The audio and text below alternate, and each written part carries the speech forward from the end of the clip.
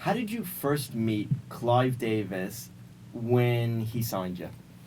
Okay, well, Clive signed a record. Mm-hmm. I had recorded Tell It to My Heart. I had been producing records by then. I've been producing 12 inches, and we must understand this.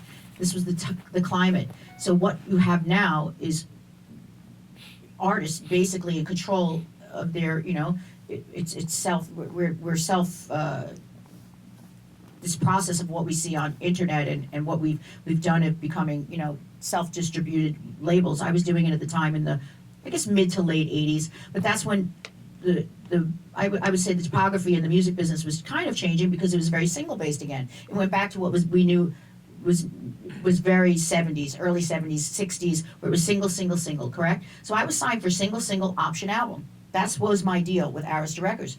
My first single came out, Tell It to My Heart. That's the only single they had. I was in the studio with Dee Snider, and I was recording as a demo singer for a lot of people, which was Don't Rush Me, which you ended up hurting. The same writer was for Tell It to My Heart was Prove Your Love, because when the single broke, they had only a single, not an album. And that's just a bad deal. That's a bad bet. So Clive didn't know what they had, other than he loved the song, great ears. Whoever was in the A&R department that signed me was because I was already in a producer's office, a promoter's office, and saying, we're going to pay for this. I told my dad, who gave us a $6,000 to record the track. And that's after I'd already established, a game plan, because let's face it, music doesn't sell.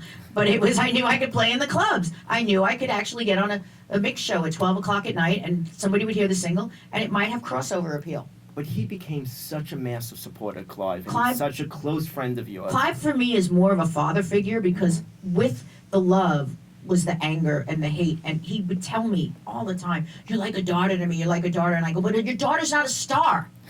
Like, your daughter's not a star. Like, I'm not your daughter. I want to be your daughter. I needed that. I needed that father figure on some level. My father was, but I didn't trust. So the trust is where you're finding that common thread, because the same hand that fed me and that was supposed to support me and keep me safe was the same hand that slapped me. Mm-hmm. And it's a very topical thing here in this whole Me Too, but it becomes a state of mind, and it's an acceptance, and I was in a male-dominated industry. We always have been.